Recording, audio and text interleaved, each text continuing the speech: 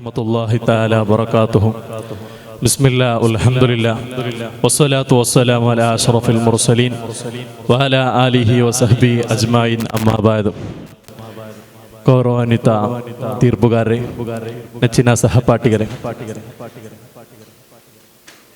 ಪವಿತ್ರವಾದಂತಹ ಇಸ್ಲಾಂನಲ್ಲಿ ಸ್ತ್ರೀ ಪುರುಷರಿಗೆ ತಾರತಮ್ಯವಿದೆ ಎಂದು ಆರೋಪಿಸುವವರಾದ ಇನ್ನೊಂದು ಪ್ರಮುಖವಾದಂತಹ ಅಸ್ತ್ರವಾಗಿದೆ ವಾರಿಸು ಸ್ವತ್ತಿಗೆ ಸಂಬಂಧಿಸಿದ್ದು. ಆದರೆ ವಾಸ್ತವದಲ್ಲಿ ಸ್ತ್ರೀಗೆ ಸರಿಸಮಾನವಾದಂತಹ ಎಲ್ಲಾ ರೀತಿಯ ಹಕ್ಕುಗಳನ್ನು ನೀಡಿದೆ ಎಂದು ಜಗತ್ತಿಗೆ ಸಾರಿದಂತಹ ಮೊದಲ ಧರ್ಮವಾಗಿದೆ ಪವಿತ್ರವಾದಂತಹ ಇಸ್ಲಾಂ. ಅಲ್ಲಾಹು ಸುಬ್ಹಾನಹು ವ ತಆಲಾ ಕುರ್ಆನ್ ನಲ್ಲಿ ಹೇಳುತ್ತಾನೆ, ಲಿರ್ರಿಜಾಲಿ ನಸೀಬುಂ ಮಿಮ್ಮಾ ತರಕಲ್ ವಾಲಿದಾನಿ ವಲ್ ಅಕ್ರಬೂನ ವಲಿನ್ನಿಸಾಇ ನಸೀಬುಂ ಮಿಮ್ಮಾ ತರಕಲ್ ವಾಲಿದಾನಿ ವಲ್ ಅಕ್ರಬೂನ ಮಿಮ್ಮಾ ಕಲ್ಲ ಮಿನ್ಹು ಔ ಕಸುರ ನಸೀಬಂ ಮಫ್ರೂದಾ. ಮಾತಾಪಿತರು ಬಂಧು ಬಲಗಗಳು ಮರಣ ಹೊಂದಿದರೆ ಪುರುಷರಿಗೆ ಅದರಿಂದ ಪಾಲಿದೆ. ಅದೇ ರೀತಿಯಲ್ಲಿ ಮಾತಾಪಿತರು ಅಥವಾ ಬಂಧು ಬಲಗಗಳು ಮರಣ ಹೊಂದಿದರೆ ಅದರಲ್ಲಿ ಸ್ತ್ರೀಗಳಿಗೂ ಪಾಲಿದೆ. ಅದು ಕಡಿಮೆಯಾಗಿರಬಹುದು ಅಥವಾ ಹೆಚ್ಚಾಗಿರಬಹುದು, ಅವರಿಗೆ ಸಿಗುವಂತಹ ಪಾಲು ಖಂಡಿತವಾಗಿದೆ. ಅದೇ ರೀತಿ ನಾವು ಇನ್ನಿತರ ಸಮುದಾಯವನ್ನು ನೋಡುವುದಾದರೆ ಬೈಬಲ್ನ ಹಳೆಯ ಒಡಂಬಡಿಕೆಯನ್ನು ತೆಗೆದು ನೋಡುವಂತಹ ಸಂದರ್ಭದಲ್ಲಿ ಅಲ್ಲಿ ಮಹಿಳೆಯರಿಗೆ ಯಾವುದೇ ರೀತಿಯಾದಂತಹ ಅಧಿಕಾರವಿಲ್ಲ. ತಂದೆ ಮರಣ ಹೊಂದಿದರೆ ಮಗನಿಗೆ ಮಾತ್ರವಾಗಿದೆ ಅಲ್ಲಿ ಎಲ್ಲಾ ರೀತಿಯ ಸ್ವತ್ತುಗಳು ನೀಡುವುದು. ಇನ್ನು ಪುರುಷ ಕೇಂದ್ರೀಕೃತ ಸಮುದಾಯವಾಗಿದ್ದಂತಹ ಇಸ್ರೇಲ್ ಅನ್ನು ತೆಗೆದು ನೋಡುವಂತಹ ಸಂದರ್ಭದಲ್ಲಿಯೂ ಕೂಡ ಅಲ್ಲಿ ಯಾವುದೇ ಸಂದರ್ಭ ಬಂದರೂ ಕೂಡ ಕೇವಲ ಮಹಿಳೆಯರನ್ನು ಎಲ್ಲಾ ರೀತಿಯಲ್ಲೂ ಶಕುನರಂತ ಕಾಣುವಂತಹ ಒಂದು ಸಮುದಾಯವಾಗಿತ್ತು. ಇನ್ನು ನಾವು ನೋಡುವುದಾದರೆ ನ್ಯೂಯಾರ್ಕ್ ನನ್ನು ಅಥವಾ ಅಮೆರಿಕವನ್ನು ನೋಡುವಂತಹ ಸಂದರ್ಭದಲ್ಲಿ ಮಹಿಳೆಯರು ಸ್ವಂತ ಆಸ್ತಿಯನ್ನು ಪಡೆಯಬೇಕಾದರೆ 1848ರವರೆಗೆ ನ್ಯೂಯಾರ್ಕ್ ನಲ್ಲಿ ಕಾಯಬೇಕಾದರೆ 1850ರವರೆಗೆ ಅಮೆರಿಕದಲ್ಲಿ ಕಾಯಬೇಕಾಯಿತು. ಆದರೆ ಪವಿತ್ರವಾದಂತಹ ಇಸ್ಲಾಂ 14ನೇ ಶತಮಾನದಲ್ಲಿಯೇ ಮಹಿಳೆಯರಿಗೆ ಬೇಕಾದಂತಹ ಎಲ್ಲಾ ರೀತಿಯ ಆಸ್ತಿಗಳನ್ನು ಸಂಪಾದಿಸುವಂತಹ ಹಕ್ಕನ್ನು, ವಾರಿಸು ಸ್ವತ್ತನ್ನು ಪಡೆಯುವಂತಹ ಹಕ್ಕನ್ನು ಎಲ್ಲವನ್ನು 14ನೇ ಶತಮಾನದಲ್ಲಿ ನೀಡಿತು. ಇನ್ನು ಅಲ್ಲಾಹು ಸುಬ್ಹಾನಹು ವ ತಆಲಾ ಕುರ್ಆನಿನ 4ನೇ ಅಧ್ಯಾಯದ 11 ಹಾಗೂ 12ನೇ ಸೂಕ್ತದಲ್ಲಿ ಅಲ್ಲಾಹು ತಆಲಾ ಮಹಿಳೆಯರಿಗೆ ನೀಡಬೇಕಾದಂತಹ ವಾರಿಸು ಸ್ವತ್ತುಗಳ ವಿವರಣೆಯನ್ನು ನೀಡುತ್ತಾ ಅಲ್ಲಿ ಅಲ್ಲಾಹು ಸುಬ್ಹಾನಹು ವ ತಆಲಾ ಕುರ್ಆನ್ ನಲ್ಲಿ ಹೇಳುತ್ತಾನೆ, ಮಹಿಳೆಯರಿಗೆ ನೀಡುವಂತಹ ಎಲ್ಲಾ ರೀತಿಯಾದಂತಹ ವಾರಿಸುತ್ತಾನಲ್ಲಿ ವಿವರಿಸುತ್ತಾನೆ. ಪುರುಷನಿಗೆ ಇಬ್ಬರು ಸ್ತ್ರೀಗೆ ಸಮಾನವಾದಂತಹ ಹಕ್ಕನ್ನು ನೀಡಲಾಗಿದೆ. ಅದೇ ರೀತಿ ಇಬ್ಬರು ಪುತ್ರಿಯರಿದ್ದರೆ ಅಥವಾ ಇಬ್ಬರಿಗಿಂತ ಹೆಚ್ಚಿನ ಮಂದಿ ಪುತ್ರಿಯರಿದ್ದರೆ ವಾರಿಸುದಾರನ ಸೊತ್ತಿನ ಮೂರನೇ 2 ಅಂಶವನ್ನು ನೀಡಲಾಗುತ್ತದೆ. ಅದೇ ರೀತಿ ಒಬ್ಬಳೆ ಮಗಳಿದ್ದರೆ ಅವಳಿಗೆ ಅರ್ಧಾಂಶವನ್ನು ನೀಡಲಾಗುತ್ತದೆ. ಈ ರೀತಿ ವಿವರವಾದಂತಹ ಈ ಒಂದು 11 ಹಾಗೂ 12ನೇ ಆಯತಿನಲ್ಲಿ ಅಲ್ಲಾಹು ತಆಲಾ ವಿವರಿಸುತ್ತಾನೆ. ಆದರೆ ಈ ವಿಸ್ತೃತವಾದಂತಹ ವಿವರಣೆಯನ್ನು ಅತ್ಯಂತ ಲಘೂಕರಿಸಲ್ಪಟ್ಟಂತಹ ಕಾರಣದಿಂದ ಕೆಲವೊಂದು ವಿರೋಧಿಗಳು, ಇಸ್ಲಾಂ ವಿರೋಧಿಗಳು ಸ್ತ್ರೀ ಪುರುಷರ ತಮ್ಮಲ್ಲಿ ತಾರತಮ್ಯವಿದೆಂದು ಆರೋಪವನ್ನು ಹೊರಿಸುವಂತಹ ಸಂದರ್ಭದಲ್ಲಿ ನಮಗೆ ಹೇಳಲಿಕ್ಕೆ ಇರುವುದು, ಸ್ತ್ರೀ ಪುರುಷರು ಯಾವುದೇ ರೀತಿಯಾದಂತಹ ತಾರತಮ್ಯವಿಲ್ಲ. ಇದನ್ನು ಹಲವಾರು ರೂಪದಲ್ಲಿ ನಮಗೆ ವಿವರಣೆ ನೀಡಬಹುದಾಗಿದೆ. ಒಂದನೇದಾಗಿ ನೋಡುವುದಾದರೆ ಪವಿತ್ರವಾದಂತಹ ಇಸ್ಲಾಮಿನಲ್ಲಿ ಮಹಿಳೆಯರು ಯಾವುದೇ ರೀತಿಯಾದಂತಹ ಆಸ್ತಿಗಳು ಹೊಂದಬಾರದು ಎಂದು ಎಲ್ಲಿ ಕೂಡ ಹೇಳಲಿಲ್ಲ. ಮಹಿಳೆಯರಿಗೆ ಎಲ್ಲಾ ರೀತಿಯಾದಂತಹ ಆಸ್ತಿಗಳನ್ನು ಸಂಪಾದಿಸಲು ಎಲ್ಲಾ ರೀತಿಯಾದಂತಹ ಅವಕಾಶಗಳನ್ನು ಪವಿತ್ರವಾದಂತಹ ಇಸ್ಲಾಂ ನೀಡಿದೆ. ಆದರೆ ಎಲ್ಲಿಯೂ ಕೂಡ ಮಹಿಳೆಯರು ಸಂಪಾದಿಸಿದ ಹಕ್ಕು ಪುರುಷರಿಗೆ ಅದರಲ್ಲಿ ಪಾಲಿದೆ ಎಂದು ಹೇಳಿಲ್ಲ. ಇನ್ನು 2ನೇ ಕರ್ತವ್ಯವನ್ನು ನೋಡುವುದಾದರೆ ಮಹಿಳೆಯರಿಗೆ ಯಾವುದೇ ರೀತಿಯಾದಂತಹ ಕರ್ತವ್ಯಗಳಿಲ್ಲ. ಕರ್ತವ್ಯಗಳಲ್ಲೂ ಪುರುಷನದ್ದಾಗಿದೆ. ಮಹಿಳೆಯರಿಗೆ ಕೇವಲ ಹಕ್ಕುಗಳು ಮಾತ್ರವಾಗಿದೆ. ಕುಟುಂಬವನ್ನು ಅಥವಾ ತನ್ನ ಮಕ್ಕಳನ್ನು ನೋಡಿಕೊಳ್ಳುವಂತಹ ಕರ್ತವ್ಯವು ಎಲ್ಲೂ ಕೂಡ ಮಹಿಳೆಯರಿಗೆ ಪವಿತ್ರವಾದಂತಹ ಇಸ್ಲಾಂ ನೀಡಿಲ್ಲ. ಇನ್ನು 3ನೇದಾಗಿ ನೋಡುವುದಾದರೆ ಮಹಿಳೆಯರಿಗೆ ಮಹರನ್ನು ಪಡೆಯುವಂತಹ ಅವಕಾಶವನ್ನು ನೀಡಿದೆ. ಆದರೆ ಮಹರಾಗಿ ಲಿಪಿಸಿದಂತಹ ಸೊತ್ತಿನಿಂದ ಯಾವುದೇ ರೀತಿಯಾದಂತಹ ಪಾಲನ್ನು ತನ್ನ ಪುರುಷನಿಗೆ ನೀಡುವಂತಹ ಹಕ್ಕನ್ನು ಕೂಡ ಎಲ್ಲಿಯೂ ಹೇಳಿಲ್ಲ. ಅದೇ ರೀತಿ ತನ್ನ ಕುಟುಂಬದ ಜವಾಬ್ದಾರಿಯನ್ನು, ಪತ್ನಿ, ಮಕ್ಕಳನ್ನು ಎಲ್ಲರನ್ನು ನೋಡುವಂತಹ ಅವಕಾಶಗಳು ಅಥವಾ ಕರ್ತವ್ಯಗಳು ಪುರುಷನದ್ದಾಗಿದೆ. ಮಹಿಳೆಯರಿಗೆ ಅಲ್ಲಿ ಕೂಡ ಇಲ್ಲ. ಇನ್ನು ನಾವು ನೋಡುವುದಾದರೆ ಪತ್ನಿ ಎಷ್ಟೇ ದೊಡ್ಡ ಸಂಪತ್ತನ್ನು ಹೊಂದಿದ್ದರೂ ಕೂಡ ಅದರಲ್ಲಿ ನಯಾ ಪೈಸೆಯನ್ನು ಪುರುಷನಿಗೆ ಯಾವುದೇ ರೀತಿಯಲ್ಲಿ ತೆಗೆಯುವಂತಹ ಹಕ್ಕಿಲ್ಲ. ಇನ್ನು ತಂದೆ ಮರಣ ಹೊಂದಿದಂತಹ ಸಂದರ್ಭದಲ್ಲಿ ಯಾವುದೇ ರೀತಿಯಾದಂತಹ ಆಸ್ತಿಗಳಲ್ಲಿ ಆಸ್ತಿಗಳು ಇಲ್ಲದಿದ್ದರೂ ಕೂಡ ತನ್ನ ಮಕ್ಕಳನ್ನು ಸಾಕುವಂತಹ ಎಲ್ಲ ಜವಾಬ್ದಾರಿಯು ಅದು ಪುರುಷನದ್ದಾಗಿದೆ. ಇಂತಹ ಎಲ್ಲ ಸಂದರ್ಭದಲ್ಲಿಯೂ ಪುರುಷನದ್ದಾಗಿದೆ ಜವಾಬ್ದಾರಿ. ಆದರೆ ನಾವು ತಿಳಿಯಬೇಕಾದದ್ದು ಯಾವುದೇ ಸಂದರ್ಭದಲ್ಲಿಯೂ ಕೂಡ ಮಹಿಳೆಯರಿಗೆ ಯಾವುದೇ ರೀತಿಯಾದಂತಹ ಅವಕಾಶವನ್ನು ನೀಡಿಲ್ಲವಾದರೂ ವಾರಿಸು ಸ್ವತ್ತಿನಿಂದ ಅವರಿಗೆ ಅವಕಾಶವನ್ನು ನೀಡುವುದು ಅವರ ಸಂರಕ್ಷಣೆಯ ಭಾಗವಾಗಿದೆ ಹೊರತು ಯಾವುದೇ ರೀತಿಯಾದಂತಹ ತಾರತಮ್ಯವಿಲ್ಲ ಎಂದು ಹೇಳುತ್ತಾ ನನ್ನ ಎರಡು ಭಾಷಣವನ್ನು ಮುಕ್ತಾಯಗೊಳಿಸುತ್ತಿದ್ದೇನೆ. ಅಲ್ಹಮ್ದುಲಿಲ್ಲಾಹಿ ರಬ್ಬಿಲ್ ಆಲಮೀನ್. ಅಸ್ಸಲಾಮು ಅಲೈಕುಂ. ಅಲ್ಹಮ್ದುಲಿಲ್ಲಾಹ್ ವಸ್ಸಲಾತು ವಸ್ಸಲಾಮು ಅಲಾ ಅಶ್ರಫಿಲ್ ಮುರ್ಸಲೀನ್ ವ ಅಲಾ ಆಲಿಹಿ ವ ಸಹ್ಬಿಹಿ ಅಜ್ಮഈನ್. ಅಮ್ಮಾ ಬಾದ್. ಪೀಠಿಗೆಗೆ ಪ್ರವೇಶಿಸದೆ ಈ ಒಂದು ಸುಂದರವಾದ ವೇದಿಕೆಯಲ್ಲಿ ನನಗೆ ಅರ್ಪಿತವಾದಂಥ ವಿಚಾರ ಇಲ್ಮುಲ್ ಫರಾಯಿಲ್ ಎಂಬ ವಿಷಯದ ಕುರಿತು ಅಲ್ಪ ಸ್ವಲ್ಪ ನಿಮ್ಮ ಮುಂದೆ ಹೇಳಲು ಇಚ್ಛಿಸುತ್ತೇನೆ. ಅಲ್ಲಾಹನ ತೌಫೀಕ್ ನೀಡಲಿ. ಆಮೀನ್. ಪ್ರೀತಿಯ ಸಹೋದರರೇ, ಲೌಕಿಕತೆಯನ್ನು ತಿರಸ್ಕರಿಸದೆ ಆಧ್ಯಾತ್ಮಿಕತೆಯನ್ನು ಪ್ರೋತ್ಸಾಹಿಸಿ ಇಸ್ಲಾಮಿನ ಎಲ್ಲ ಜೀವಜಾಲಗಳಲ್ಲಿ ಅತ್ಯುನ್ನತ ಮಾನವ ದರ್ಜೆಯಲ್ಲಿರುವ ಖಾಸಗಿ ಬದುಕಿನಿಂದ ಹಿಡಿದು ಕೌಟುಂಬಿಕ, ಸಾಮೂಹಿಕ, ಸಾಂಸ್ಕೃತಿಕ ಎಲ್ಲ ಕ್ಷೇತ್ರಗಳಿಗೆ ಅನ್ಯಾಯವಾಗಿದೆ. ಇಸ್ಲಾಮಿನ ಗತಕಾಲದಲ್ಲಿ ಆ ಗಂಧಾಚಾರವಾಗಿ ಮುದ್ರೆಯೊತ್ತಿ ನವೀನ ಸರಣಿಯಲ್ಲಿ ರೂಪಿಸುವ ಕುತಂತ್ರಗಳು ನಮ್ಮಡೆಯಲ್ಲಿ ನಿರಂತರ ನಡೆಯುತ್ತಾ ಇದೆ. ಪರಿಶುದ್ಧ ಕುರ್ಆನ್ ನಲ್ಲಿ ಅಲ್ಲಾಹನು ಹೇಳುತ್ತಾನೆ, ಇನ್ನಲ್ಲಾಹ ಯಅಮುರು ಬಿಲ್ ಅದ್ಲಿ ವಲ್ ಇಹ್ಸಾನ್. ಅಲ್ಲಾಹನು ನ್ಯಾಯವನ್ನು ಮತ್ತು ಸದ್ಗುಣವನ್ನು ತಿಳಿ ಹೇಳುವವನು. ಕುರ್ಆನ್ ನುಡಿದದ್ದನ್ನು, ಇಸ್ಲಾಂ ಹೇಳಿದ್ದನ್ನು ಯಾತಕ್ಕಾಗಿ ಬೆಂಬಲಿಸಬೇಕು ಎಂಬ ಪ್ರಶ್ನೆ ಎತ್ತುವ ಕುಬುದ್ಧಿಗಳು ಅರ್ಥ ಮಾಡಿಕೊಳ್ಳಬೇಕು. ಯಾವೊಬ್ಬನು ತನ್ನ ಜೀವನದಲ್ಲಿ ದುಗಲಕ್ಕುಳ್ಳಷ್ಟು ಕಷ್ಟ ಸಂಕಷ್ಟಗಳನ್ನು ಅನುಭವಿಸಲು ಇಷ್ಟಪಡುವುದಿಲ್ಲ. ಈ ಹಿನ್ನೆಲೆಯಲ್ಲಿ ಮದ್ಯಪಾನವನ್ನು, ಅತ್ಯಾಚಾರವನ್ನು, ಆತ್ಮಹತ್ಯೆಗಳನ್ನು ಇಸ್ಲಾಂ ಖಂಡ ತುಂಡವಾಗಿ ವಿರೋಧಿಸಿದೆ. ಪ್ರೀತಿಯ ಸಹೋದರರೇ, ಈ ಒಂದು ಕಾಲಘಟ್ಟದಲ್ಲಿ ತನ್ನ ಕಷ್ಟಗಳನ್ನು ತಾನೇ ಸೃಷ್ಟಿಸುವಂತೆ ಮನುಷ್ಯನ ಸ್ವತಂತ್ರವು ತಲುಪಿದೆ ಎಂಬುದು ಅತ್ಯಂತ ವಿವಾದಕರ ಸಂಗತಿಯಾಗಿದೆ. ನೀವೊಮ್ಮೆ ನಿಮ್ಮ ಸುತ್ತಮುತ್ತಲಿರುವವರನ್ನು ಕಣ್ಣಡಿಸಿ ನೋಡುವುದಾದರೆ ಮನುಷ್ಯನು ದೊಡ್ಡ ಶಕೆಯಲ್ಲಿ ಮೆರೆದಾಡುತ್ತಿದ್ದಾನೆ.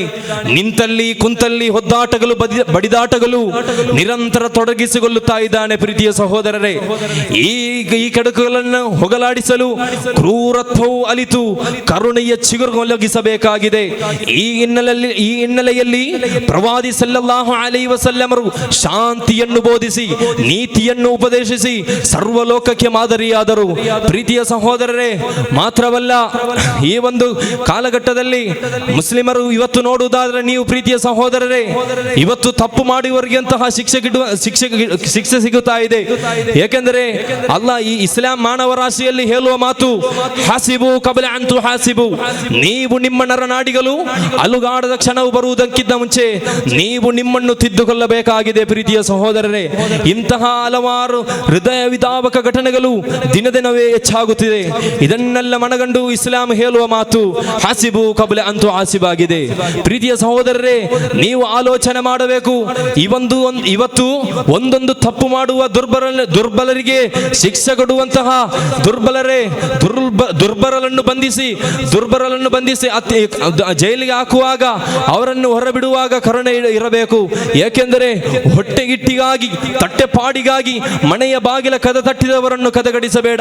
ಯಾವುದರಲ್ಲೂ ಅರಾಚಾಡದೆ ಸೌಮ್ಯವಾದ ಸಮಾನವಾದ ಬದುಕನ್ನು ಆವರಿಸಲು ಅಲ್ಲಾಹನು ನಮಗೆ ತೌಫೀಕ್ ನೀಡಲಿ ಎಂದು ಹೇಳುತ್ತಾ ಮಾತಿಗೆ ಅಲ್ಪ ವಿರಾಮ. ವಾಖಿರ್ ದವಾನಾ ಅಲ್ಹಮ್ದುಲಿಲ್ಲಾಹಿ ರಬ್ಬಿಲ್ ಆಲಮೀನ್. ಅಸ್ಸಲಾಮು ಅಲೈಕುಂ. ಅಸ್ಸಲಾಮು ಅಲೈಕುಂ ವರಹ್ಮತುಲ್ಲಾಹಿ ತಆಲಾ ವಬರಕಾತುಹು. ಅಊದು ಬಿಲ್ಲಾಹಿ ಮಿನಶ್ ಶೈತಾನಿರ್ ರಜೀಮ್. ಬಿಸ್ಮಿಲ್ಲಾಹಿರ್ ರಹ್ಮಾನಿರ್ ರಹೀಮ್. ಅಲ್ಹಮ್ದುಲಿಲ್ಲಾಹಿ ರಬ್ಬಿಲ್ ಆಲಮೀನ್. ಅಸ್ಸಲಾತು ವಸ್ಸಲಾಮು ಅಲಾ ಅಶ್ರಫಿಲ್ ಮುರ್ಸಲೀನ್. ಅಮ್ಮಾ ಬಾದ್. ಪ್ರೀತಿಯ ಸಹೋದರರೇ, ನನಗೆ ಸಿಕ್ಕಿದಂತಹ ವಿಷಯ ಜಾಗತಿಕ ಮಟ್ಟದಲ್ಲಿ ಇಸ್ಲಾಮಿಕ್ ಫುನೂನ್ಗಳು ಹಂಚಲ್ಪಟ್ಟಿದೆ. ಅದರ ಕುರಿತಾಗಿ ನಾನಿವತ್ತು ಒಂದೆರಡು ಮಾತುಗಳನ್ನು ನಿಮ್ಮ ಮುಂದೆ ಇಡಲು ಇಚ್ಛಿಸ್ತಾ ಇದ್ದೇನೆ. ಅಲ್ಲಾಹನು ತೌಫೀಕ್ ನೀಡಲಿ. ಇಸ್ಲಾಂ ಅಭಿವೃದ್ಧಿ ಹೊಂದುತ್ತಿರುವಂತಹ ಒಂದು ಧರ್ಮವಾಗಿದೆ. ಅಭಿವೃದ್ಧಿ ಅಂತ ಹೇಳಿದರೆ ನಮಗೆ ಅಲ್ಲಾಹು ಸುಬ್ಹಾನಹು ವ ತಆಲಾ ಕಲಿಸಿಕೊಂಡಂತಹ ಅಲ್ಲಾಹನ ಪ್ರವಾದಿಯವರು ಕಲಿಸಿಕೊಂಡಂತಹ ದೀನು, ಅದರ ಮಸಾಲೆಗಳು ನಮಗೆ ಅಭಿವೃದ್ಧಿ ಆಗ್ತಾ ಇದೆ ಅಂತಲ್ಲ, ಅದು ಬದಲಾಗ್ತಿದೆ ಅಂತಲ್ಲ. ಅದು ನಮಗೆ ಯಾವತ್ತಿದ್ರೂ ಒಂದೇ. ಕುರ್ಆನ್ ಹೇಳಿಕೊಟ್ಟಂಥದ್ದು, ಸುನ್ನತ್ ನಮಗೆ ಹೇಳಿಕೊಟ್ಟಂತಹ ವಿಷಯವಾಗಿದೆ ನಮಗೆ ಇಸ್ಲಾಂ ಯಾವತ್ತಿದ್ರೂ.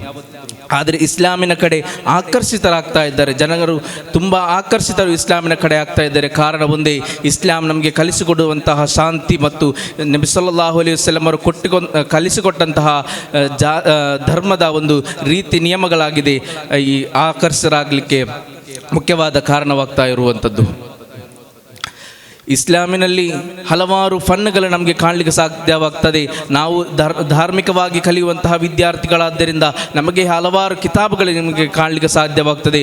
ಈ ಕಿತಾಬುಗಳನ್ನೆಲ್ಲ ರಚಿಸಿದ್ದು ಬೇರೆ ಬೇರೆ ಪ್ರದೇಶಗಳಲ್ಲಿ, ಬೇರೆ ಬೇರೆ ದೇಶಗಳಲ್ಲಿನ ಬೇರೆ ಬೇರೆ ಪಂಗಡಗಳಲ್ಲಿ ಸೇರಿದಂತಹ ಹಲವಾರು ಮುಸ್ಲಿಂ ವಿದ್ವಾಂಸರು ರಚಿಸಿದಂತಹ ಕಿತಾಬುಗಳಾಗಿದೆ. ಯಾವುದೇ ಒಂದು ಫನ್ ತೆಗೆದು ನೋಡಿದ್ರು, ಆರ್ಥಿಕವಾಗಿ ಆಗಿದ್ದರೂ ಅರ್ಥಶಾಸ್ತ್ರವಾಗಿದ್ದರೂ ಆಗ್ಬೋದು, ವೈದ್ಯಶಾಸ್ತ್ರವಾಗಿದ್ದು, ಗಣಿತಶಾಸ್ತ್ರ ಆಗಿದ್ದರೂ, ಎಲ್ಲ ಶಾಸ್ತ್ರಗಳಲ್ಲಿಯೂ ಕೂಡ ನಮಗೆ ಇಸ್ಲಾಮಿಕ್ ಗ್ರಂಥಗಳನ್ನು ನಮಗೆ ಕಾಣಲಿಕ್ಕೆ ಸಾಧ್ಯವಾಗ್ತಾ ಇದೆ. ಮಾತ್ರವಲ್ಲ, ಇಸ್ಲಾಮಿಕ್ನಲ್ಲಿ ಅತಿ ಹೆಚ್ಚು ನಾವು ಮುಖ್ಯವಾಗಿ ಪಾತ್ರವಹಿಸುವಂತಹ ಫಿಕ್ಹ್. ಈ ಫಿಕ್ ನೀವು ನೋಡುವುದಾದರೆ ಹಲವಾರು ಮಹಾತ್ಮರುಗಳು ಫಿಕ್ಹಿನ ಕುರಿತು ಮಸಲೆಗಳು ಈ ಆಧುನಿಕ ಬರುವಂತಹ ಪ್ರಶ್ನೆಗಳಿಗೆ ಅಲ್ಲದೇ ಇರುವಂತಹ ಎಲ್ಲ ಪ್ರಶ್ನೆಗಳಿಗೆ ಉತ್ತರವಾಗಿ ಫಿಕ್ಹ್ ಗ್ರಂಥಗಳನ್ನು ರಚಿಸಿಟ್ಟಿದ್ದಾರೆ. ಇಬ್ನ್ ಹಜರ್ ಅಲ್ ಹೈತಮಿ ರಲಿಯಲ್ಲಾಹು ತಆಲಾ ಅನ್ಹು ಮಕ್ಕಾದಲ್ಲಿ ದರ್ಸ್ ನಡೆಸ್ತಾ ಇದ್ದರು. ಅಲ್ಲಿ ಅವರು ರಚಿಸಿದಂತಹ ತುಹ್ಫಾ ಕಿತಾಬ್, ಅಲ್ಲಿ ಅವರು ಆ ಕಿತಾಬನ್ನು ರಚಿಸಿದೆ. ಅದಕ್ಕೆ ಶರಹನ್ನು, ಅವರು ರಚಿಸಿದಂತಹ ಎಲ್ಲ ಫಿಕ್ ಗ್ರಂಥಗಳಿಗೆ ಶರಹನ್ನು ಬರೆದದ್ದು ನಮ್ಮ ಕೇರಳದ ವಿದ್ವಾಂಸರು ಝೈನುದ್ದೀನ್ ಮಖ್ದೂಮರಂತಹ ಹಲವಾರು ವಿದ್ವಾಂಸರು ನಮಗೆ ಕೇರಳದಲ್ಲಿ ಕೂಡ ನಮಗೆ ಕಾಣಲಿಕ್ಕೆ ಸಾಧ್ಯವಾಗ್ತಾ ಇದೆ. ಹೀಗೆಯೇ ಪ್ರಪಂಚದ ಹಲವಾರು ಭಾಗಗಳಲ್ಲಿ ನಮಗೆ ಎಲ್ಲ ಫನ್ನುಗಳು ಹಂಚಲ್ಪಟ್ಟಂತೆ ನಮಗೆ ಎಲ್ಲ ನಾವು ನೋಡಲಿಕ್ಕೆ ಸಾಧ್ಯವಾಗ್ತದೆ. ಮಾತ್ರವಲ್ಲ, ನಮ್ಮ ಪ್ರವಾದಿ ಸಲ್ಲಲ್ಲಾಹು ಅಲೈಹಿ ವಸಲ್ಲಂ ಅವರ ಭಾರ್ಯರಾದಂತಹ ಉಮ್ಮಹಾತುಲ್ ಮುಅ್ಮಿನೀನ್ಗಳಲ್ಲಿ ಪ್ರಮುಖರು ಆಯಿಷಾ ರಲಿಯಲ್ಲಾಹು ತಆಲಾ ಅನ್ಹರು, ಅವರ ವಿಷಯವನ್ನು ತೆಗೆದು ನೋಡಿದಾದರೆ ನಮಗೆ ಅಲ್ಲಿ ಕಾಣಲಿಕ್ಕೆ ಸಾಧ್ಯವಾಗ್ತಾ ಇದೆ. ಆ ಕಾಲಘಟ್ಟದಲ್ಲಿ ಒಬ್ಬರು ವೈದ್ಯ ವೃತ್ತಿಯಲ್ಲಿ ಅವರು ಇದ್ದರು. ವೈದ್ಯರಂತ ಹೇಳಿದರೆ ಡಾಕ್ಟರ್ ಕ್ಲಿನಿಕ್ ತೆಗೆದು ಅಲ್ಲಿ ಕೆಲಸ ಮಾಡ್ತಾ ಇದ್ರು ಅಂತ ಅಲ್ಲ, ಅವರ ಹತ್ರ ಬರುವಂತಹ ಎಲ್ಲ ವೈದ್ಯಕೀಯ ಪ್ರಶ್ನೆಗಳಿಗೆ ಅಲ್ಲಿ ಚಿಕಿತ್ಸೆಯನ್ನು ಅವರು ನೀಡ್ತಾ ಇದ್ರು ಅಂತ ನಮಗೆ ಕಾಣಲಿಕ್ಕೆ ಸಾಧ್ಯವಾಗ್ತದೆ. ಮಾತ್ರವಲ್ಲ, ಇಂತಹ ಹಲವಾರು ಇಮಾಮರುಗಳು ನಮಗೆ ಹಲವಾರು ಕಿತಾಬ್ಗಳು ನಮಗೆ ರಚಿಸಿದಂತೆ ಕಾಣಲಿಕ್ಕೆ ಸಾಧ್ಯವಾಗ್ತದೆ. ನಾವು ಕಲಿಯುವಂತಹ ಉಕ್ಲಿದೀಸ್ ಕಿತಾಬ್ ಅಂತ, ಅದರ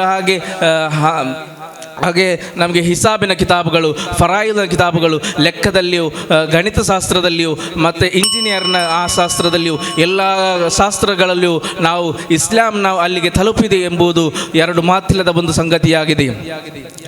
ಇಷ್ಟು ಹೇಳಿ ನನ್ನ ಮಾತಿಗೆ ಕಡಿವಾಣ. ವಾಖಿರ್ ದಅವಾನಾ ಅಲ್ಹಮ್ದುಲಿಲ್ಲಾಹಿ ರಬ್ಬಿಲ್ ಆಲಮೀನ್. ಅಸ್ಸಲಾಮು ಅಲೈಕುಂ. ಅಸ್ಸಲಾಮು ಅಲೈಕುಂ ವರಹಮತುಲ್ಲಾಹಿ ತಆಲಾ ವಬರಕಾತು.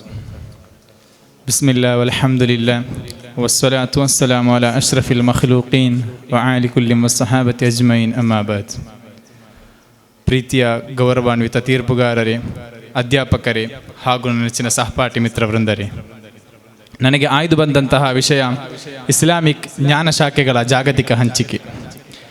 ಇಸ್ಲಾಂ ಧರ್ಮವು ಸ್ತ್ರೀಯರಿಗೂ ಪುರುಷರಿಗೂ ನಿಷಿದ್ಧವಲ್ಲದ ಎಲ್ಲ ವಿದ್ಯೆಗಳನ್ನು ಕಲಿಯಲು ಅನುಮತಿ ಇದೆ. ಇಸ್ಲಾಂ ಜಗತ್ತಿನಲ್ಲಿ ಎಲ್ಲ ವಿದ್ಯೆಗಳ ಮೂಲವೂ ಹೌದು. ಇಸ್ಲಾಂನಲ್ಲಿ ವಿದ್ಯೆಗಳು ಹಲವು ವಿಭಾಗಗಳಾಗಿ ಹಲವು ಶಾಖೆಯಲ್ಲಿದೆ. ಅದರ ಲೆಕ್ಕವು ದೈವನಲ್ಲದೆ ಬಲ್ಲವನಿಲ್ಲ. ಆದರೂ ಇಮಾಮರು 77 ಶಾಖೆಗಳಿದೆ ಎಂದು ತಮ್ಮ ಗ್ರಂಥದಲ್ಲಿ ಬರೆದಿದ್ದಾರೆ. ಇನ್ನು ಇಸ್ಲಾಮಿ ಜ್ಞಾನಶಾಸ್ತ್ರದ ಕೊಡುಗೆಗಳು ಪ್ರವಾದಿವರ್ಯರ ಪೂರ್ವ ಕಾಲದಲ್ಲೂ ವರ್ತಮಾನದಲ್ಲೂ ಭವಿಷ್ಯದಲ್ಲೂ ನಮಗೆ ಸ್ಪಷ್ಟವಾಗಿ ಕಾಣಲು ಸಾಧ್ಯ. ಎಲ್ಲ ಜ್ಞಾನ ಶಾಖೆಗಳ ಮೂಲವಾಗಿದೆ ಕುರ್ಆನ್ ಎಂಬುದು. ಕುರ್ಆನ್ನಲ್ಲಿ ಇಲ್ಲದ ವಿಷಯವೇ ಇಲ್ಲ. ಕುರ್ಆನ್ನ ಕುರಿತು ಇಮಾಮರು ಕುರ್ಆನ್ನಲ್ಲಿ ಇಲ್ಲದ ವಿಷಯಗಳೇ ಇಲ್ಲ. ಇನ್ನು ನಮಗೇಕೆ ದೊರಕುತ್ತಿಲ್ಲವೆಂದು ನೀವು ಗಾಬರಿ ಕೊಡಬೇಡಿ, ನಮ್ಮ ಬುದ್ಧಿಯ ಕೊರತೆಯಿಂದಾಗಿದೆ. ಯಾವುದೋ ಒಬ್ಬ ಸಂಶೋಧಕನು ಯಾವುದೋ ಒಬ್ಬರು ಕುರ್ಆನ್ನಿಂದ ಕಂಡು ಹಿಡಿದಾಗ ನಮಗೆ ಆ ಸೂಕ್ತದ ಕುರಿತು ನಮಗೆ ತಿಳಿಯುತ್ತದೆ. ಕಬ್ಬಿಣವು ಭೂಲೋಕದ ವಸ್ತುವಲ್ಲ ಎಂದು ವಿಜ್ಞಾನಿಗಳು ಕಂಡು ಹಿಡಿದಾಗ ಅನ್ಸಲ್ನಲ್ ಹದೀದ ಎಂಬ ಸೂಕ್ತದ ಆಳವು ನಮಗೆ ತಿಳಿಯುತ್ತದೆ. ಇನ್ನು ಕೇವಲ ಕುರ್ಆನ್ನಲ್ಲಿರುವ ಇಕ್ರಾನಿಂದ ಪ್ರಾರಂಭವಾಗುವ ಪ್ರಥಮ ಪಂಚ ಸೂಕ್ತದಲ್ಲಿ ಅದರಲ್ಲಿ ನಮಗೆ ಸಮಾಜಶಾಸ್ತ್ರ, ವಿಜ್ಞಾನಶಾಸ್ತ್ರ, ಮನೋವಿಜ್ಞಾನಶಾಸ್ತ್ರ, ದೈವಶಾಸ್ತ್ರ, ಗಣಿತಶಾಸ್ತ್ರವೆಂದು 10 ಹಲವು ಶಾಸ್ತ್ರಗಳು ಕೇವಲ ಇಕ್ರಾ ಎಂಬ ಸೂರತ್ನಲ್ಲಿಯೇ ನಮಗೆ ಕಾಣಲು ಸಾಧ್ಯ. ಇನ್ನು ಇದೇ ಧಾರ್ಮಿಕ ವಿಭಾಗದ ಮತ್ತೊಂದು ಘಟಕವಾಗಿದೆ ಫಿಕ್ಹ್ ಎಂಬುದು. ಫಿಕ್ಹ್ ಎಂಬುದರಲ್ಲಿ ಇಮಾಮರು 1000 ವರ್ಷಗಳ ಮುಂಚೆಯೇ ಈಗ ಆಧುನಿಕ ಯುಗದಲ್ಲಿ ನಡೆಯುತ್ತಿರುವಂತಹ ರೋಬೋಟಿಕ್ಸ್ನ ಕುರಿತಾಗಿರಲಿ, ಎಐಗಳ ಕುರಿತಾಗಿರಲಿ, ಅಥವಾ ಈಗ ನಡೆಯುತ್ತಿರುವ ಅನಾಚಾರಗಳಾಗಿರುವಂತಹ ಸಲಿಂಗಕಾಮಿಗಳ ವಿರುದ್ಧವಾಗಿರಲಿ ಇತಿಹಾಸಗಳ ಮುಂಚೆಯೇ ಇಮಾಮರು ತಮ್ಮ ಗ್ರಂಥಗಳಲ್ಲಿ ಲೇಪಿಸಿದ್ದಾರೆ. ಇನ್ನು ವೈದ್ಯಕೀಯ ವಿಷಯಗಳನ್ನು ತೆರೆದು ನೋಡಿದರೆ ಇಮಾಮ್ ಅಲ್ ರಾಜಿಯವರು ತಮ್ಮ ಹಾವಿ ಫಿ ತಿಬ್ ಎಂಬುದರಲ್ಲಿ ಸುಮಾರು 23 ಸಂಪುಟಗಳನ್ನು ರಚಿಸಿದ್ದಾರೆ. ಹಾಗೂ ಇಬ್ನ್ ಸೀನಾರವರನ್ನು ಆಧುನಿಕ ವೈದ್ಯಶಾಸ್ತ್ರದ ಪಿತಾಮಹರೆಂದು ಕರೆಯಲಾಗುತ್ತದೆ. ಇನ್ನು ಯೋಗವೆಂಬುದು ತಮ್ಮದಾಗಿದೆ, ವೇದದಿಂದ ಕಂಡು ಹಿಡಿದದ್ದಾಗಿದೆ ಎಂದು ಹೈಂದವರು ಸಾವಕಾಶವಾದವನ್ನು ಮಾಡುವ ಎಷ್ಟು ಹೈಂದವರಾಗಿದ್ದಾರೆ ಇಲ್ಲಿ ಯೋಗ ನಿರ್ವಹಿಸುತ್ತಿರುವವರು. ಆದರೆ ವೈದ್ಯಕೀಯ ಶಾಸ್ತ್ರ ತಿಳಿಸುತ್ತದೆ, ತಮಗೆ ಒತ್ತಡದ ತಲೆನೋವಿದ್ದಾಗ, ಮೈಗ್ರೇನ್ಗಳಿದ್ದಾಗ ತಾವು ಸಾಷ್ಟಾಂಗ ನಿರ್ವಹಿಸಿರಿ, ಅದರಿಂದ ವಾಸಿಯಾಗುತ್ತದೆ ಎಂದು ಕಲ್ಪಿಸಿದಾಗ ಪ್ರವಾದಿ ಸಲ್ಲಲ್ಲಾಹು ಅಲೈಹಿ ವಸಲ್ಲಮರು 14 ಶತಮಾನಗಳ ಮುಂಚೆಯೇ ನೀವು ಕನಿಷ್ಠ ಒಂದು ದಿನಕ್ಕೆ 34 ಬಾರಿಯಾದರೂ ಸಾಷ್ಟಾಂಗ ನಿರ್ವಹಿಸಬೇಕೆಂದು ಪ್ರವಾದಿ ಸಲ್ಲಲ್ಲಾಹು ಅಲೈಹಿ ವಸಲ್ಲಮರು ಕಲ್ಪಿಸುತ್ತಾರೆ. ಕೇವಲ ಒಂದು ನಮಾಜ್ನಲ್ಲಿ ಎಷ್ಟೊಂದು ವೈದ್ಯಕೀಯ ಗುಣಗಳು ಅಡಗಿದೆ. ಇನ್ನು ಗಣಿತಶಾಸ್ತ್ರದ ಬಗ್ಗೆ ಹೇಳುವುದಾದರೆ ತಮ್ಮಲ್ಲಿರುವ ಹಲವರು 9-10 ಉತ್ತೀರ್ಣಗೊಂಡವರಾಗಿರಬಹುದು.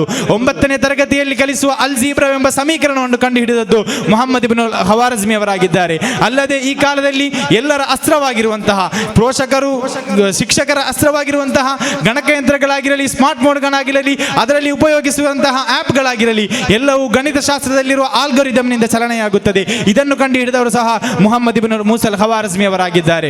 10 ಉತ್ತೀರ್ಣಗೊಳ್ಳಬೇಕಾದರೆ ಕಡ್ಡಾಯವಾಗಿಯೂ ಕಲಿತಿರಬೇಕಾದಂತಹ ವಿಷಯವಾಗಿದೆ ಥೇಲ್ಸ್ನ ಪ್ರಮೇಯ. ಇದನ್ನು ಶತಮಾನಗಳ ಮುಂಚೆ ಉಕ್ಲೈದಿಸ್ ಎಂಬ ಕಿತಾಬ್ನ 5ನೇ ಶಕಿಲ್ ಮಹಮೂನಿಯಲ್ಲಿ ಇದಕ್ಕಿಂತಲೂ ಸುಲಭವಾದ ರೂಪದಲ್ಲಿ ವಿವರಿಸಲಾಗಿದೆ. ಇನ್ನು ಖಗೋಳಶಾಸ್ತ್ರದ ಬಗ್ಗೆ ಹೇಳುವುದಾದರೆ 1 ಸೌರ ವರ್ಷದಲ್ಲಿ ಸುಮಾರು 375.282431 ದಿನಗಳಿದೆ ಎಂದು ಕಂಡುಹಿಡಿದವರು ಉಮರ್ ಕಯ್ಯೂಮ್ ಅವರಾಗಿದ್ದಾರೆ. ತಮಗೆ ತಿಳಿದಿಲ್ಲವೇ ಬಗದಾದ್ನಲ್ಲಿರುವ ಬೈತುಲ್ ಹಿಕ್ಮಾ ಅಥವಾ ದ ಹೌಸ್ ಆಫ್ ವಿಸ್ಡಮ್ ಎಂಬ ಗ್ರಂಥಾಲಯವನ್ನು ಶತ್ರುಗಳು ನಾಶಪಡಿಸಿದಾಗ ಅದರಲ್ಲಿ ಸುಮಾರು 4,77,000 ಪುಸ್ತಕಗಳನ್ನು, 1000 ಹಸ್ತಪತ್ರಿಕೆಗಳನ್ನು ಅವರು ಟೈಗ್ರಿಸ್ ನದಿಗೆ ಎಸೆದಾಗ ಶಾಯಿಯಿಂದ ನದಿಯ ನೀರೆಲ್ಲವೂ ಕಪ್ಪಾಯಿತೆಂದು ಚರಿತ್ರೆಗಾರರು ಬರೆಯುತ್ತಾರೆ. ಇನ್ನು ನಾವೆಲ್ಲವೂ ಅಂಧಾಕಾರದಲ್ಲಿ ನಲಗಿ ಹೋಗಿದ್ದೇವೆ ಎಂದು ಹೇಳಬೇಕಷ್ಟೇ. ಈಗಿನ ಕಾಲದಲ್ಲಿ ಎಲ್ಲರ ಆಶಯ ಕೇಂದ್ರವಾಗಿರುವ ಗೂಗಲ್ನನ್ನು ತೆರೆದು ನೋಡಿದರೆ ಅದೆಷ್ಟೊಂದು ತಪ್ಪು ವಿವರಗಳಾಗಿದೆ ನಮಗೆ ತಿಳಿದಿರುವುದು. ತಾವು ಗುರುತ್ವಾಕರ್ಷಣ ಬಲವನ್ನು ಕಂಡುಹಿಡಿದವರಾರೆಂದು ಹುಡುಕಿದರೆ ಅದರಲ್ಲಿ ನಮಗೆ ಸರ್ ಐಸಾಕ್ ನ್ಯೂಟನ್ ಅವರ ಪ್ರಸಿದ್ಧ ಸೇಬಿನ ಕಥೆಯನ್ನು ಕಾಣಲು ಸಾಧ್ಯ. ಇದಕ್ಕಿಂತ 700 ವರ್ಷಗಳ ಮುಂಚೆ ಗುರುತ್ವಾಕರ್ಷಣ ಬಲದ ಕುರಿತಿರುವ ಸಂಪೂರ್ಣ ವಿವರವನ್ನು ಅಬು ರಿಹಾನ್ ಅಲ್ ಬಿರೂನಿ ಅವರು ತಮ್ಮ ಅಲ್ ಕಾನೂನ್ ಅಲ್ ಮಸ್ಊದಿಯಾ ಎಂಬ ಕಿತಾಬ್ನಲ್ಲಿ ಲೇಪಿಸುತ್ತಾರೆ. ಇಷ್ಟು ಹೇಳಿ ನಾನು ನಿಲ್ಲಿಸುತ್ತೇನೆ. ಅಸ್ಸಲಾಮು ಅಲೈಕುಂ ವರಹಮತುಲ್ಲಾಹ್. ಅಸ್ಸಲಾಮು ಅಲೈಕುಂ ವರಹಮತುಲ್ಲಾಹಿ ವಬರಕಾತು. ಬಿಸ್ಮಿಲ್ಲಾಹ್ ವಲ್ಹಮ್ದುಲಿಲ್ಲಾಹ್ ವಸ್ಸಲಾತು ವಸ್ಸಲಾಮು ಅಲಾ ಅಶ್ರಫಿಲ್ ಮುರ್ಸಲೀನ್ ವ ಅಲಾ ಆಲಿಹಿ ವ ಸ್ವಹ್ಬಿಹಿ ಅಜ್ಮഈನ್. ಅಮ್ಮಾ ಬಾದ್. ಗೌರವಾನ್ವಿತ ಗುರುವರಿಯರು, ಪ್ರೀತಿಯ ಗೆಳೆಯರು, ಪವಿತ್ರವಾದ ಇಸ್ಲಾಂ ತನ್ನದೇ ಆದ ಆಶಯಾದರ್ಶಗಳನ್ನು ಮುಂದಿಟ್ಟು ಸುಂದರವಾದ ಕಾನೂನು ವ್ಯವಸ್ಥೆಗಳು, ಅದೇ ರೀತಿ ಅದರದೇ ಆದ ಸುಂದರವಾದ ಚೌಕಟ್ಟನ್ನು ಜಗತ್ತಿಗೆ ಪರಿಚಯಿಸಿಕೊಟ್ಟಿದೆ. ಎಲ್ಲ ವಿಚಾರಗಳಲ್ಲೂ ಜಗತ್ತಿಗೆ ಮಾದರಿಯಾದ ಪವಿತ್ರವಾದ ಇಸ್ಲಾಂ ಹಣಕಾಸು ವಿಷಯಗಳಲ್ಲೂ ಇನ್ನಿತರ ಚರ್ಚೆಯ ವಿಷಯಗಳಲ್ಲೂ ಸಂಪೂರ್ಣವಾಗಿ ತನ್ನದೇ ಆದ ಸುಂದರವಾದ ವ್ಯವಸ್ಥೆಯೊಂದನ್ನು ಜಗತ್ತಿಗೆ ಪರಿಚಯಿಸುತ್ತಿದೆ. ಇಸ್ಲಾಮಿಕ್ ಬ್ಯಾಂಕಿಂಗ್ ಎಂಬ ಹೆಸರಿನಲ್ಲಿ ಹಲವು ವಿಚಾರಗಳನ್ನು ನಾವು ಕೇಳಿದ್ದೇವೆ. ಹಲವಾರು ವಿಚಾರಗಳನ್ನು ನಾವು ಈಗಾಗಲೇ ಮನದಟ್ಟು ಮಾಡಿಕೊಂಡಿದ್ದೇವೆ. ಇಸ್ಲಾಮಿಕ್ ಬ್ಯಾಂಕಿಂಗ್ ಎನ್ನುವುದು ಆರ್ಥಿಕ ವ್ಯವಸ್ಥೆಯ ಅತ್ಯಂತ ಸುಂದರವಾದ ಒಂದು ವ್ಯವಸ್ಥೆ. ಎಲ್ಲರಿಗೂ ಗೊತ್ತಿರುವ ಹಾಗೆ ಬಡ್ಡಿ ಎನ್ನುವುದು ಯಾವುದೇ ಧರ್ಮವಾಗಲಿ ಯಾವುದೇ ಜನಾಂಗವಾಗಲಿ ಇಷ್ಟಪಡುವಂತಹ ವಿಚಾರವಲ್ಲ. ಪವಿತ್ರವಾದ ಇಸ್ಲಾಂ ಬಡ್ಡಿಯ ಕುರಿತು ಹೇಳಿರುವುದು ಆಕಿಲು ರಿಬಾ ವ ಮುಕ್ಕಿಲುಹು ವ ಕಾತಿಬುಹು ವ ಶಾಯಿದುಹು ಕುಲ್ಲುಹುಂ ಫಿನ್ನಾರ್. ಬಡ್ಡಿಯ ಯಾವುದೇ ವಿಷಯಗಳಲ್ಲಾಗಲಿ ಬಡ್ಡಿಯ ಯಾವುದೇ ವಿಚಾರಗಳಲ್ಲಾಗಲಿ ಕೈ ಜೋಡಿಸುವವನು ಅವನಿಗೆ ಸಂಪೂರ್ಣವಾಗಿ ಅವನು ಬಡ್ಡಿಯಿಂದ ವಿರಮಿಸಬೇಕಾದಂತಹ ಬಡ್ಡಿಯಿಂದ ವಿರಮಿಸಿ ಸುಂದರವಾದ ಆರ್ಥಿಕವಾದ ವ್ಯವಸ್ಥೆಯತ್ತ ಕಾಲಿಡುವಂತಹ ಸುಂದರವಾದ ವ್ಯವಸ್ಥೆಯನ್ನಾಗಿತ್ತು ಪವಿತ್ರವಾದ ಇಸ್ಲಾಂ ಜಗತ್ತಿಗೆ ಪರಿಚಯಿಸಿಕೊಡುವುದು. ಆದ್ದರಿಂದಲೇ ಆರ್ಥಿಕತೆಯ ಎಲ್ಲ ವಿಚಾರಗಳಲ್ಲೂ ಜಗತ್ತಿಗೆ ಮಾದರಿಯುತವಾದ ಒಂದು ವಿಚಾರವನ್ನು ಪವಿತ್ರವಾದ ಇಸ್ಲಾಂ ಜಗತ್ತಿನ ಮುಂದೆ ನೀಡುತ್ತಿದೆ. ನಮಗೆ ತಿಳಿದಿರಬಹುದು, RBIನ ಗವರ್ನರ್ ಆಗಿದ್ದ ವ್ಯಕ್ತಿಯೋರ್ವರು, RBIನ ಗವರ್ನರ್ ಆಗಿದ್ದ ರಘುರಾಮ್ ರಾಜನ್ ಎಂಬುವ ವ್ಯಕ್ತಿ RBIನ ಮುಂದೆ ಒಂದು ಪ್ರಸ್ತಾಪವನ್ನು ಇಡುತ್ತಾರೆ. RBIನ ಮುಂದೆ ಅವರು ಹೇಳಿದಂತಹ ಒಂದು ವಿಚಾರ, ನಮಗೆ ಇಸ್ಲಾಮಿಕ್ ಬ್ಯಾಂಕಿಂಗ್ನ ಒಂದು ಸಿಸ್ಟಮ್, ಒಂದು ವ್ಯವಸ್ಥೆಯನ್ನಾಗಿದೆ ನಾವು ತರಬೇಕಾಗಿರುವುದು. ಕಾರಣ ಅಲ್ಲಿ ಯಾವುದೇ ಬಡ್ಡಿಯ ವ್ಯವಸ್ಥೆಗಳಿಲ್ಲ, ಅಲ್ಲಿ ಯಾವುದೇ ಜನರ ರಕ್ತವನ್ನು ತಿಂದು ಅವರಿಗೆ ಬಡ್ಡಿಯಿಂದ ಅವರನ್ನು ಸಂಪೂರ್ಣವಾಗಿ ವಿಮುಕ್ತಗೊಳಿಸುವಂತಹ ಒಂದು ವ್ಯವಸ್ಥೆಯಾಗಿದೆ ಇಸ್ಲಾಮಿಕ್ ಬ್ಯಾಂಕಿಂಗ್ನಲ್ಲಿರುವುದು, ಇಸ್ಲಾಮಿಕ್ ಆರ್ಥಿಕ ವ್ಯವಸ್ಥೆಯಲ್ಲಿರುವುದು. ಅದೇ ಆರ್ಥಿಕ ವ್ಯವಸ್ಥೆಯನ್ನಾಗಿತ್ತು ಇಬ್ನ್ ಖಲ್ದೂನ್ ಜಗತ್ತಿನ ಮುಂದೆ ಪರಿಚಯಿಸಿಕೊಟ್ಟಿರುವುದು. ತಮ್ಮ ಇಬಾರ ಎಂಬ ಗ್ರಂಥಕ್ಕೆ ಅವರು ಬರೆದ ಅತ್ಯಂತ ಅಮೂಲ್ಯವಾದ ಒಂದು ಮುನ್ನುಡಿ. ಆ ಮುನ್ನುಡಿಯಲ್ಲಿ ಮುಖದ್ದಿಮತ್ತು ಇಬ್ನ್ ಬತೂತಾ ಇಬ್ನ್ ಖಲ್ದೂನ್ ಎಂದು ಹೇಳುವಂತಹ ತಮ್ಮ ಗ್ರಂಥದಲ್ಲಿ ಅವರ ಆರ್ಥಿಕತೆಯ ಸಂಪೂರ್ಣವಾದ ವ್ಯವಸ್ಥೆ, ಯಾವುದೆಲ್ಲ ರೀತಿಯಲ್ಲಿ ಆರ್ಥಿಕವಾದ ಗಳಿಕೆಗಳು ಕಾಣಬಹುದು, ರಾಷ್ಟ್ರಗಳ ಪರಸ್ಪರ ಜೋಡಣೆಯಲ್ಲಿ ಯಾವುದೇ ರೀತಿಯ ಆರ್ಥಿಕವಾದ ವ್ಯವಸ್ಥೆಗಳನ್ನು ಲಾಭಗಳನ್ನು ಗಳಿಸಬಹುದು, ಯಾವ ರೀತಿ ಕಾರ್ಯಕರ್ತರೊಂದಿಗೆ ನಮ್ಮ ಸಂವಾದಗಳು ನಮ್ಮ ವಿಚಾರಗಳು ಯಾವ ರೀತಿ ಇರಬೇಕು, ಹೀಗೆ ಸಂಪೂರ್ಣವಾಗಿ ಎಲ್ಲ ವಿಚಾರಗಳಲ್ಲೂ ಅತ್ಯಂತ ಉತ್ತಮವಾದ ಒಂದು ಕೊಡುಗೆಯನ್ನಾಗಿತ್ತು ಇಬ್ನ್ ಬತೂತರ ಗ್ರಂಥವಾದ ಇಬಾರ ನಮಗೆ ನೀಡುತ್ತಿರುವುದು. ಆದ್ದರಿಂದಲೇ ಇಬ್ನ್ ಖಲ್ದೂನ್ ಸಂಪೂರ್ಣವಾಗಿ ಇಸ್ಲಾಮಿಕ್ ಜ್ಞಾನ ಶಾಖೆಗಳ ಅರಿವಿನ ಉತ್ತಮವಾದ ವಿಚಾರಗಳನ್ನು ಮುಂದಿಟ್ಟಿದ್ದರು. ಇಬ್ನ್ ಖಲ್ದೂನ್ ನಮ್ಮ ಮುಂದೆ ಪರಿಚಯಿಸಿಕೊಡುವ ಆರ್ಥಿಕವಾದ ವ್ಯವಸ್ಥೆ ಸಂಪೂರ್ಣವಾಗಿ ಇಸ್ಲಾಮಿಕ ಆರ್ಥಿಕವಾದ ವ್ಯವಸ್ಥೆ.